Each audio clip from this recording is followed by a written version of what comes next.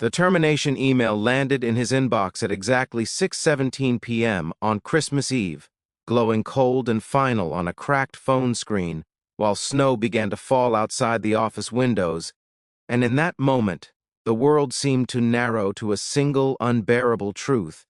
A single father with no savings, no family to fall back on, and two children waiting at home had just lost everything on the one night meant for hope. If you believe in kindness and second chances, take a moment right now to like, comment, share, and subscribe to the channel, because stories like this remind us why humanity still matters. For Michael Reyes, Christmas Eve had never been magical since the night his wife passed away 3 years earlier, leaving him alone with a 6-year-old daughter and a 3-year-old son, but he still tried to make it special. Every year he wrapped presents after they fell asleep, working overtime shifts to afford second-hand toys and discount decorations, telling himself that as long as his children smiled, the pain was survivable. That evening, he had stayed late at the corporate headquarters where he worked as a facility supervisor, scrubbing floors and checking systems, while executives rushed out early, laughing into phones about ski trips and family dinners. Michael stayed because overtime meant groceries, and groceries meant his kids would eat well for a few more days. He had no idea that while he was mopping the marble hallway outside the executive wing, his name was being discussed in a boardroom 2 floors above him. The company was struggling, or at least that was the story being told. Profits were down, restructuring was inevitable, and a list had been prepared. Names reduced to numbers, lives compressed into cost-saving measures. Michael Reyes was marked as expendable. Single parent, no legal complications, easy termination. The decision was approved without hesitation. The email was scheduled. Christmas Eve was chosen not out of cruelty but convenience. Fewer people around, less disruption. Cleaner. Michael read the email twice before it fully registered.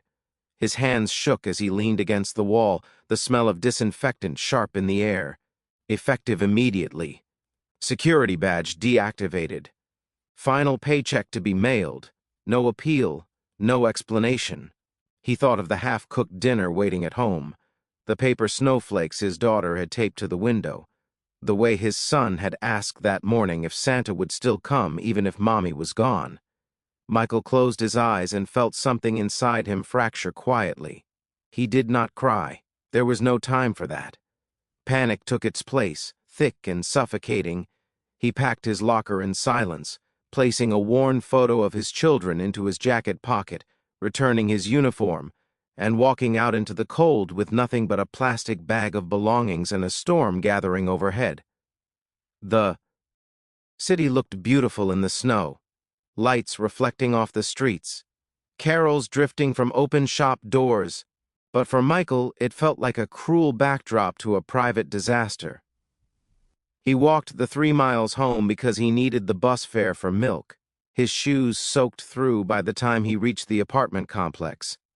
He forced a smile as he opened the door, greeting his children with warmth he did not feel, telling them that everything was fine, that Santa was coming, that tomorrow would be a good day. That night, after they fell asleep, Michael sat at the small kitchen table, bills spread out like accusations, rent overdue, utilities behind, his savings barely enough for a week. He stared at the wall until morning light crept in, wondering how a man who had never missed a shift, never caused trouble, never asked for help, could be erased so easily. What he did not know was that this story was far from over, and that truth has a way of surfacing even in the coldest, darkest nights. Across the city, in a penthouse apartment overlooking the river, CEO Catherine Whitmore poured herself a glass of wine and tried to enjoy Christmas Eve. She was known as decisive, disciplined, and emotionally controlled, a woman who had built her empire brick by brick after growing up in foster care, vowing never to be powerless again. She told herself that layoffs were part of leadership, that difficult decisions were necessary for the greater good. Still, as she stared out at the snow-covered sea, "Thank you." An unease settled in her chest, that she could not explain. Something about today felt wrong. The next morning, Christmas Day, Catherine woke early, unable to sleep. She scrolled through emails out of habit, skimming holiday greetings and automated reports, until one message caught her attention. It was from the company's internal charity coordinator, thanking her for approving a children's outreach program earlier that year. Attached was a short video montage of employees volunteering at a local after-school center. Catherine watched absently at first, until the camera lingered on a familiar face. A man with tired eyes but a gentle smile, kneeling beside a group of children, helping them with math problems, laughing softly as they proudly showed their work. The caption read, "Facilities Supervisor Michael Reyes, Volunteer Tutor." Something stirred. Catherine leaned closer, watching the way the children gravitated toward him, how patient his movements were, how natural his kindness seemed. The video cut to a brief interview clip recorded months earlier where Michael spoke about volunteering because education had changed his life, because he wanted his kids to believe the world could still be good. He mentioned being a single father, mentioned working nights, mentioned gratitude for stable employment that allowed him to give his children hope. Catherine felt her throat tighten. The name echoed in her mind, Michael Reyes. She opened her laptop, searching the termination list. From the night before, there it was, his name, terminated. Christmas Eve, a wave of nausea hit her, followed by something far more dangerous than regret. Recognition. Catherine remembered being 8 years old, standing in a welfare office while her mother cried, losing a job right before the holidays, the lights in their apartment shut off days later. She remembered the hunger, the shame, the way one decision made by someone who never met her had shaped years of suffering. She had sworn she would never become that person. And yet, without looking, without asking, she had done exactly that. Catherine did not finish her wine. She did not open presents. She sat alone, staring at the city, tears welling despite her efforts to contain them. The truth was undeniable. She had fired a single father on Christmas Eve without knowing his story, and in doing so she had betrayed everything she believed leadership stood for. By noon, she was on the phone with Human Resources, demanding files, background information, volunteer records, anything. What she found only deepened the ache. Michael had perfect attendance, outstanding performance reviews, multiple commendations from employees who said he had helped them quietly, fixing problems no one noticed, mentoring new hires, covering shifts so others could be with their families. He was not expendable. He was essential. And she had discarded him. Meanwhile, Michael spent Christmas morning pretending everything was normal. He watched his children open their modest gifts, clapping and cheering with forced enthusiasm, laughing when they laughed. Inside, fear gnawed at him relentlessly. When they asked why he seemed sad, he blamed a headache. When they asked what they would eat tomorrow, he promised their favorite meal. He would figure it out. He always did. After they went outside to play in the snow, Michael sat on the couch and let the tears come at last, silent and heavy, each one carrying the weight of responsibility he felt crushing his chest. That afternoon, there was a knock at the door. Michael assumed it was a neighbor or perhaps the landlord, and his stomach dropped. He opened it cautiously, finding a courier holding an envelope with the company's logo. His heart sank further, more paperwork, more finality. He thanked the courier and closed the door, letting the envelope sit untouched on the table for several minutes before opening it with shaking hands. Inside was not a termination notice, but a letter personally signed by Catherine Whitmore. It explained that a grave mistake had been made, that his termination was under immediate review, and that the company wished to speak with him as soon as possible. Enclosed was a prepaid phone and a note asking him to call directly. Michael read it 3 times, unsure whether hope was dangerous or necessary. After a long moment, he picked up the phone. What followed over the next 48 hours changed everything.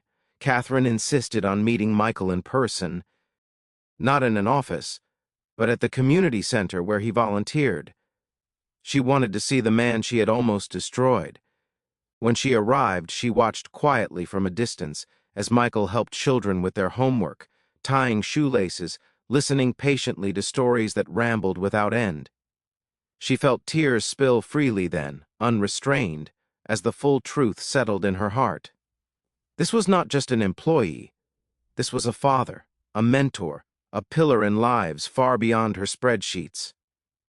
Catherine reinstated Michael immediately, not just to his former role, but to a newly created position overseeing community engagement and employee welfare.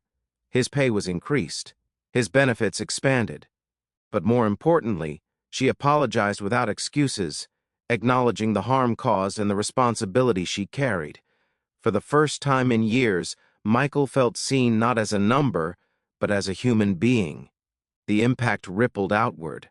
The company changed its layoff policies, implementing mandatory human reviews and hardship considerations. A fund was created to support employees facing sudden crises. Catherine publicly shared the story, not to glorify herself, but to remind others in power of the weight their decisions carry. She admitted her failure openly, tears in her eyes, her voice unsteady, breaking down as she described nearly repeating the cycle of harm that once defined her own childhood. For Michael, life did not become perfect overnight, but it became possible again. He paid his bill. He took his children to see holiday lights without fear of the future looming over every moment.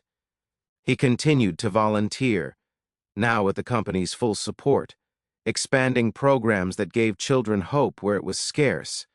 His kids slept easier, their laughter lighter, their father's shoulders no longer bent under invisible weight. As Christmas returned the following year, snow falling just as it had before, Michael stood at his apartment window watching his children decorate a small tree, their faces glowing with excitement. He thought about how close he had come to losing everything, and how one act of accountability had changed the course of their lives. Across the city, Catherine sat in her office late at night, reflecting on the lesson that had reshaped her leadership, knowing that breaking down had been the beginning of becoming better. If this story touched your heart, if it reminded you of the power of compassion, accountability, and second chances, please take a moment to like, share, and engage with this video so more people can hear it. And before this story ends, leave a comment sharing your thoughts or a moment when kindness changed your life, because your words might be the hope someone else needs today.